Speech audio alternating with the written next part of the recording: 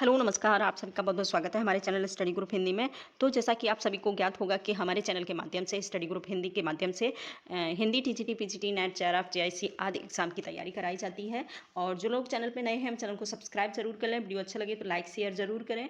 साथ ही आप सभी से एक रिक्वेस्ट है कि आप वीडियो को लास्ट तक जरूर देखें और साथ ही हमें कमेंट करें कि आपसे कितने क्वेश्चंस हो पाए हैं। और आज हम हिंदी टीजीटी 2021 का पेपर सॉल्व करेंगे। ठीक है, 2021 का जो पेपर आया था वो एकदम पैटर्न से हटकर आया था और बहुत ही टफ पेपर था। तो बहुत सारे लोगों की कमेंट आ रही थी कि हिंदी टीजीटी का जो पेपर है उसे सॉल्व करवाइए। तो इसमें हमने 20 क्वेश्चंस पिछले वीडियो में करवा दिए हैं। जिनको नहीं देखा है वो चैनल पर जाकर वीडियो को जरूर देख लें। ठीक है, आज हम 21 से स्टार्ट करेंगे। तो पहला प्रश्न है, कल्चरी राजवंश की 7 नायिकाओं का नक्शक वर्णन से संबंधित ग्रंथ है। तो आंसर हमारा हो जाएगा बी। ठीक है, दो राहुल जो रोड़ा के द्वारा लिखी गई है, राहुल बेल। ठीक है, जिसमें 7 नक्सिक नायिका को नक्सिक वर्णन है। बहुत फेमस रचना है ये, आदिकालीन रचना है।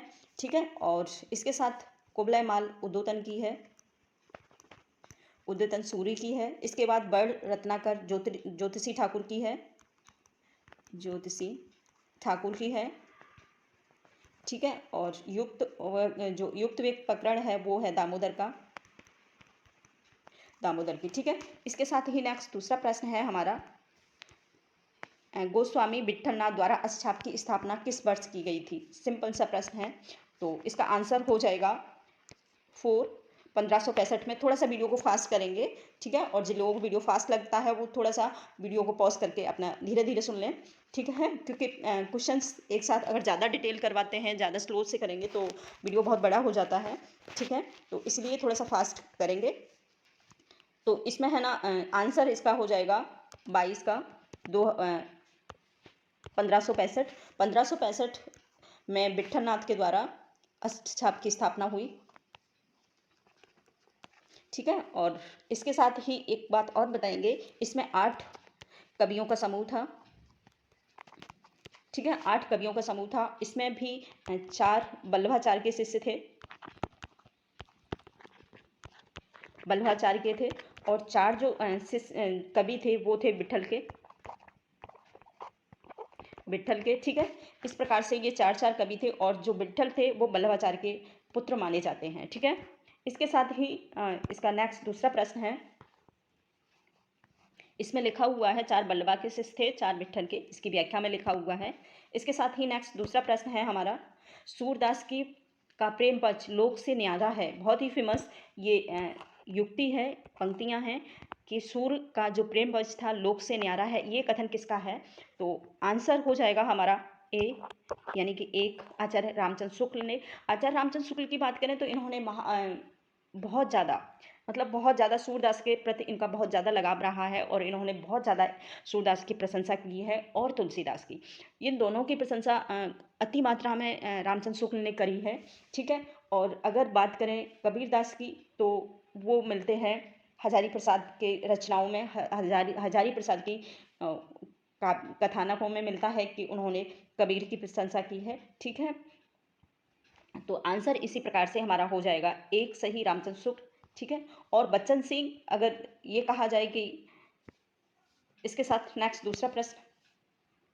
ठीक है, और गुरु नानक की माता का नाम क्या था ये बताना, सिंपल सा प्रश्न है। तो आंसर इसका तृप्ता हो जाएगा, लास्ट वाला 4। ठीक है, गुरु नानक की माता। और अगर इनका जन्म की बात करें तो लगभग 1569 इनका जन्म माना जाता है। ठीक है, गुरु नानक का। इसके बाद नेक्स्ट दूसरा प्रश्न है, विधा की दृष्टि से कौन सी रचना अन्य 3 से भिन्न है। ठीक है, बहुत ही महत्वपूर्ण प्रश्न है। विधा की दृष्टि से मूर्धहिया और मणिकर्णिका, कितनी धूप में कितनी बार, वट वृक्ष की छाया। ये 4 ऑप्शन हैं, चारों ही ऑप्शन बहुत ही महत्वपूर्ण हैं।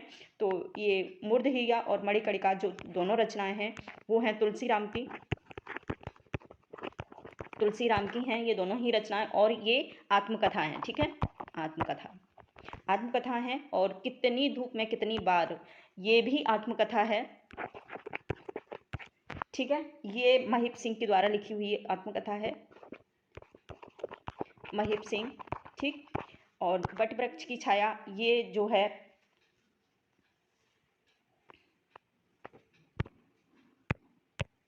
बट वृक्ष की छाया ये अमृतलाल नागर की जीवनी है, याद रख लेना आप लोग, बहुत महत्वपूर्ण है, बहुत बार एग्जाम में आती है। बट वृक्ष की छाया अमृतलाल की, ठीक है, अमृतलाल की। और इनके बेटे ने ये लिखा, इनकी जो जीवनी लिखी है वो इनके बेटे ने लिखी है, कुमुद नागर ने, ठीक है, कुमुद नागर, कुमुद नागर के द्वारा ये लिखी गई है। तो ये तीनों ही रचनाएं आत्मकथाएं हैं, ठीक है, और ये वाली है जो ये जीवनी है, तो आंसर हमारा यही सही हो जाएगा क्योंकि यही अलग है। तो ठीक है, इसके बाद नेक्स्ट दूसरा प्रश्न है, अंतड़ियों में बल पड़ना मुहावरे का अर्थ है, ठीक है, बहुत ही सिंपल सा सवाल। आंतों की बीमारी हो जाना, हंसते हंसते पेट में पीड़ा होना, पेट की आंतों का न होना, और मन की किसी प्रकार की शंका होना, ठीक है। तो आंसर हो जाएगा 2, हंसते हंसते पेट में पीड़ा होना ही इसका आंसर है। इसके बाद नेक्स्ट दूसरा प्रश्न है, निम्नलिखित में से तद्भव शब्द नहीं है। तद्भव हमको बताना है, याद रखें आप सभी लोग, तद्भव को बताना है, तद्भव नहीं है, ये नहीं को याद जरूर रखें आप लोग, क्योंकि एग्जाम में जल्दी से नहीं की तद्भव देख लिया तो हम तद्भव पे निशान लगा देंगे, नहीं देखा तो हमारा गलत हो जाएगा, इसलिए प्रश्न को हमेशा पूरा जरूर पढ़ें, ठीक है। तो नहीं हमें करना है, तो तद्भव राजा, खेत, किसान और दाहिना। तो राजा, खेत, किसान ये तीनों ही तद्भव हैं, अगर तद्भव नहीं है तो राजा है, ये तत्सम है, ठीक है। इसके बाद नेक्स्ट दूसरा प्रश्न है हमारा, कालिदास ने अभिज्ञान शाकुंतलम में कितने प्रकार के छंदों का प्रयोग किया है।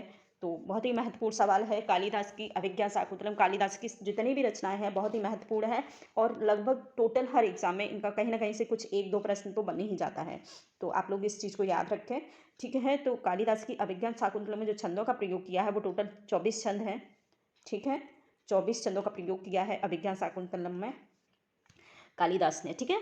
इसके बाद नेक्स्ट दूसरा है, और इनका जो प्रिय छंद है वो है मंदाकांता, ठीक है, मंदाकांता, मंदाकांता जो इनका सबसे महत्वपूर्ण छंद माना जाता है, सबसे इन्हें प्रिय था कालिदास को, ठीक है। इसके बाद नेक्स्ट दूसरा प्रश्न है, गणनावाचक शब्द आयुतम, ठीक, आयुतम, गणनावाचक शब्द आयुतम, आयुतम किसके लिए प्रयुक्त होता है, 10 लाख के लिए, 1 लाख के लिए, 5,000 का और 10,000, तो आंसर डी हो जाएगा, सिंपल सा है, इसमें कुछ समझाने की जरूरत नहीं है।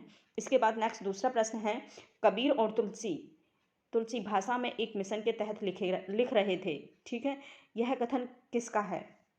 तो आंसर हो जाएगा इसका, देख लेते हैं एक बार, इसकी थोड़े सा क्लासिफाइड कर देते हैं इसको।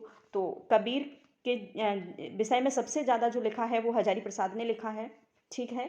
अगर कहीं कुछ कबीर के विषय में अच्छा आता है तो आप थोड़ा सा जो रुख करेंगे वो हजारी प्रसाद की साइड में करेंगे, और अगर तुलसी और सूरदास का अगर कहीं प्रशंसा होती है तो आचार्य रामचंद्र शुक्ल की तरफ हम देखेंगे, करेंगे।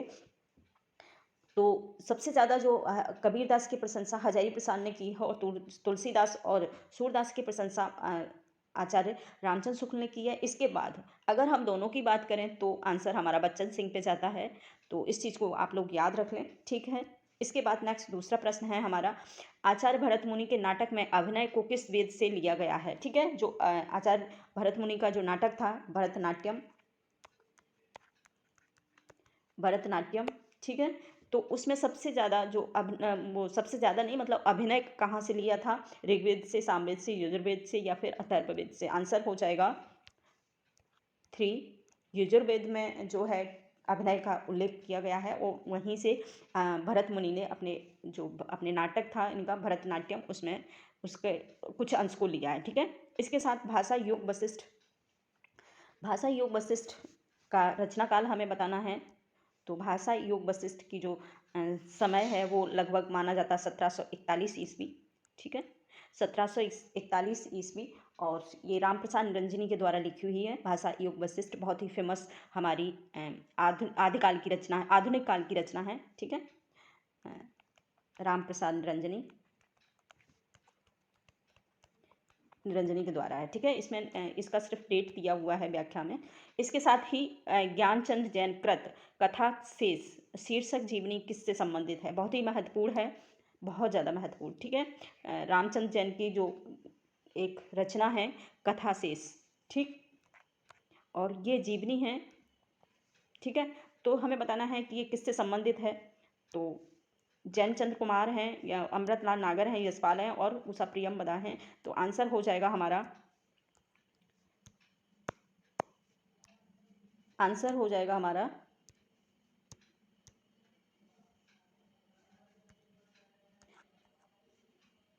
2 अमृतलाल नागर। थोड़ा सा इसलिए रुक गए थे क्योंकि पेन हमारा चलते चलते रुक गया था, पेन काम नहीं कर रहा था, इसलिए बीच में रुकना पड़ा। ठीक है, तो आंसर हो जाएगा हमारा 2।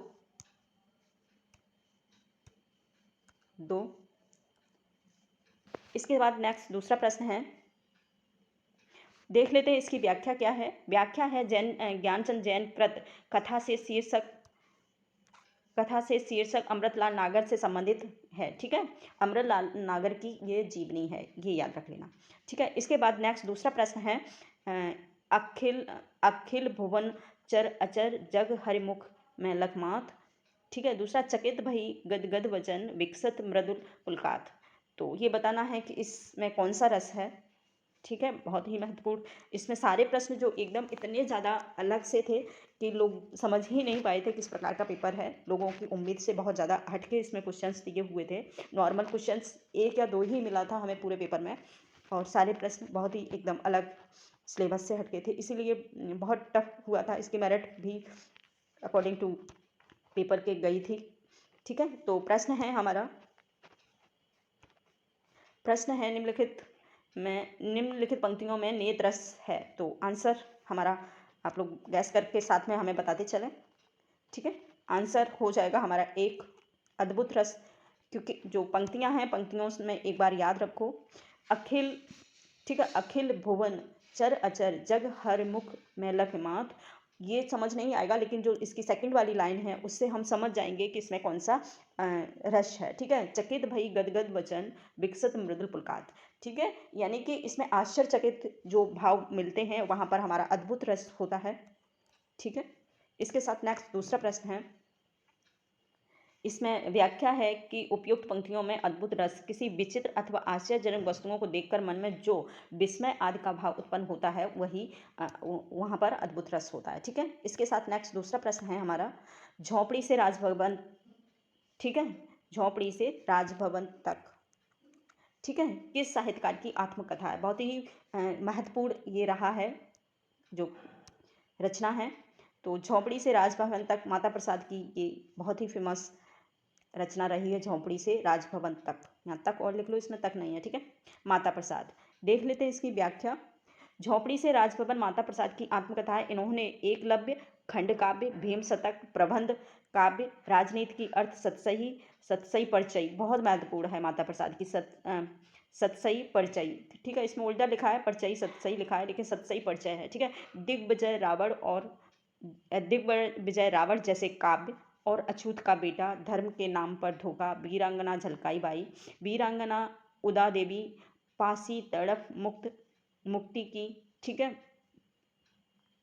और इसके बाद परिवर्तन, प्रतिशोध, जातियों का जंजाल, अंतहीन बेतड़ियाँ, ठीक, दिल्ली की गद्दी पर खुसरो, भंगी जैसा रचनाएं लिखी हैं इन्होंने। ये इनकी महत्वपूर्ण रचना है, तो एक बार इसको बार बार जरूर देख लें। बहुत ही महत्वपूर्ण माता प्रसाद की तो बहुत सारी रचनाएं जो एग्जाम में शामिल होती हैं, तो आप लोग इन रचनाओं को जरूर नोट कर लें अपने नोट्स में। ठीक है, इसके बाद दूसरा प्रश्न है हमारा, न धर्म वृद्देश वयम समीक्षते। ठीक है, न धर्म वृद्देषु वयम समीक्षते, ये पंक्तियां हाँ किस कवि की हैं ये हमको बताना है। तो आंसर है इसका कालिदास। ठीक है, ऑप्शन थोड़ा सा कम ही टाइम लगा रही हूँ, डायरेक्ट ऑप्शन बता रही हूँ। तो आंसर होगा इनका कालिदास, और साथ ही ये जो पंक्ति हैं ये अभिज्ञान शाकुंतलम से हैं, अभिज्ञान शाकुंतलम से ली गई हैं। ठीक है, अभिज्ञान शाकुंतलम से ये रचनाएं हैं, और ये कालिदास की ये पंक्ति जो है वो कालिदास के द्वारा कही हुई हैं। इसके साथ ही नेक्स्ट दूसरा प्रश्न है, संत काव्य परंपरा का, ठीक है, कौन सा कवि अपनी विद्वता के कारण सर्वाधिक प्रसिद्ध था। ठीक है, संत काव्य में बताना है। ठीक है, सूफी काव्य में नहीं, संत काव्य आप समझते हैं। ठीक है, तो आंसर हो जाएगा इसका सुंदरदास।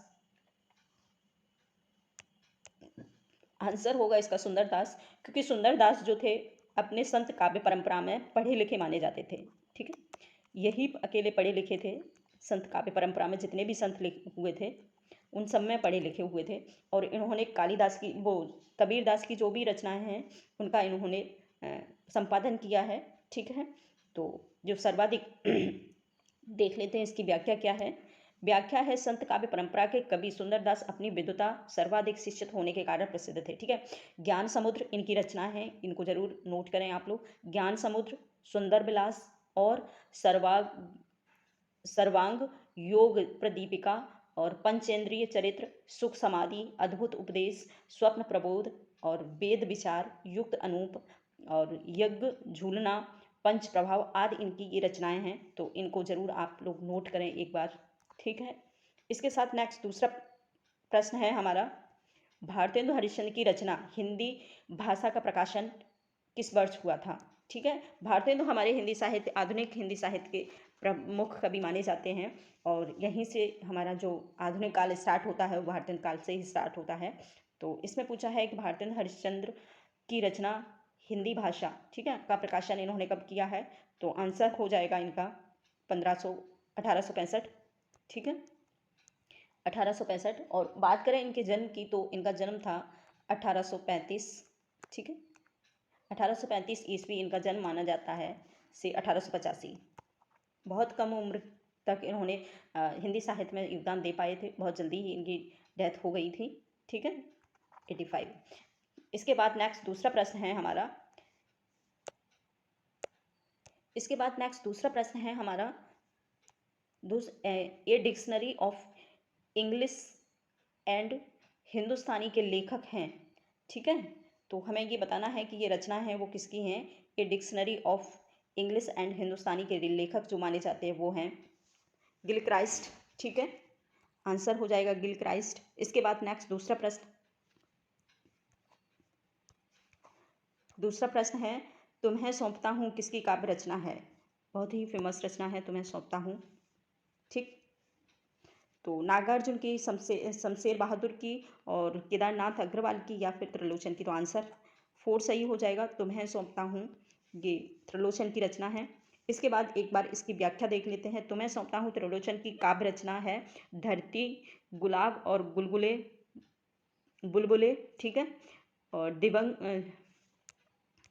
इसके साथ ही दिगंत, ताप के ताए हुए लोग, दिन। ठीक है, और शब्द बहुत बार आता है, बहुत बार त्रिलोचन की जो रचना शब्द है बहुत बार एग्जाम में रिपीट बार बार होती है।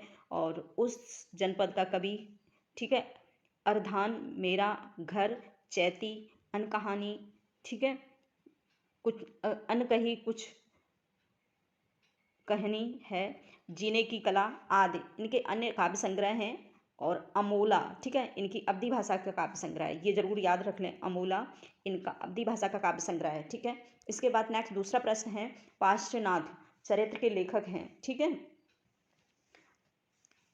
इसकी बताना है कि कौन है। तो आंसर हो जाएगा हमारा वीर नंदी और धनंजय मुनिज विजय। ठीक है, और बाधीराज। तो आंसर हो जाएगा बाधीराज।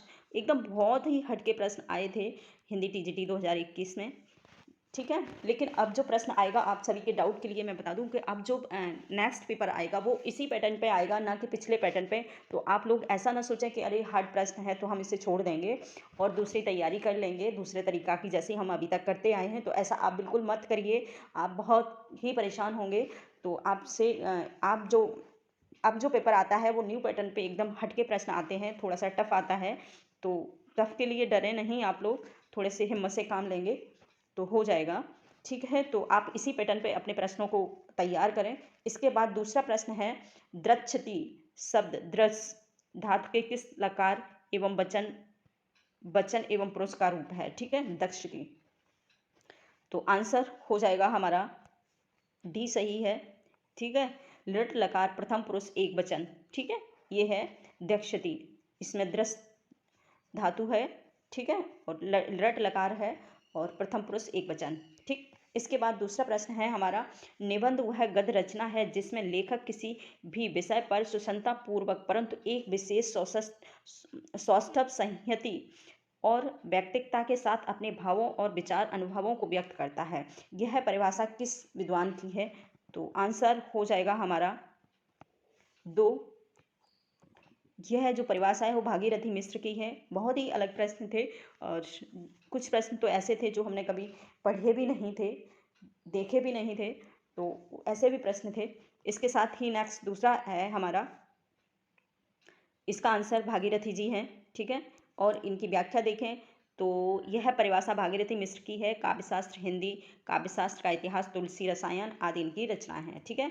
ये भी आप याद रख लें, ठीक है। इनकी जो रचना है भागीरथी की वो ये है काव्यशास्त्र, हिंदी काव्य शास्त्र का इतिहास और तुलसी रसायन। बहुत बार आता है तुलसी रसायन, ठीक है। इसके बाद नेक्स्ट दूसरा प्रश्न है शयन संधि में, शयन में संधि है, ठीक है, कौन सी है? तो अयाद संधि स्वर संधि है, यड़ स्वर संधि है, गुड़ ये स्वर संधि है, वृद्धि स्वर संधि है। तो आंसर हो जाएगा हमारा ए सही, अयाद स्वर संधि है शयन में। तो जैसा कि आपको पता है कि अय और अर आदि जहाँ शब्दों का हमें संकेत मिलता है वहाँ पर अयादि संधि होती है। इसके साथ नेक्स्ट दूसरा प्रश्न है संस्कृत के किस कवि ने अपने लिए पदवाक्य प्रमाणयज्ञ विशेषण का प्रयोग किया है, ठीक है। तो ऐसा कौन सा कवि है जिसने, संस्कृत के कवि हैं भाई, तो संस्कृत के किस कवि ने अपने अपने खुद के लिए, ठीक है, अपने लिए पदवाक्य प्रमाण यज्ञ नाम दिया है? बहुत ही अलग सा है ये, लेकिन उपनाम अपने खुद को देना एक महत्वपूर्ण विशेषता रखता है, तो इसीलिए इसे याद रखना है आप सभी को। तो ये दिया है भवभूति ने। भवभूति की मूल 3 रचनाएं मिलती हैं हमारे संस्कृत साहित्य में। तो पहली रचना है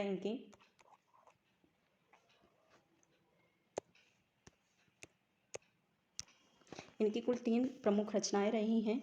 एक है, पहली है मालती माधव, ठीक है, इसमें रामकथा का वर्णन है। दूसरा ही है महावीर चरितम,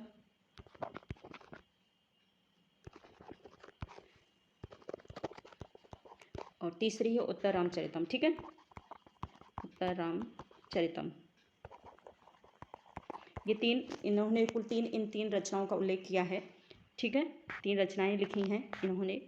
और इसके साथ ही नेक्स्ट दूसरा है प्रश्न हमारा, संस्कृत के, इसकी व्याख्या देखते हैं। संस्कृत के कवि भवभूत ने अपने लिए पदवाक्य प्रमाण, ठीक है, ये तो अभी उसका प्रश्न ही था, तो पदवाक्य प्रमाणज्ञ अपने आप को इन्होंने विशेषण के रूप में अपने आप को साबित किया है, माना है, ठीक है। इसके बाद पार्वती का पर्यायवाची शब्द नहीं है, पार्वती का हमें पर्यायवाची शब्द बताना है।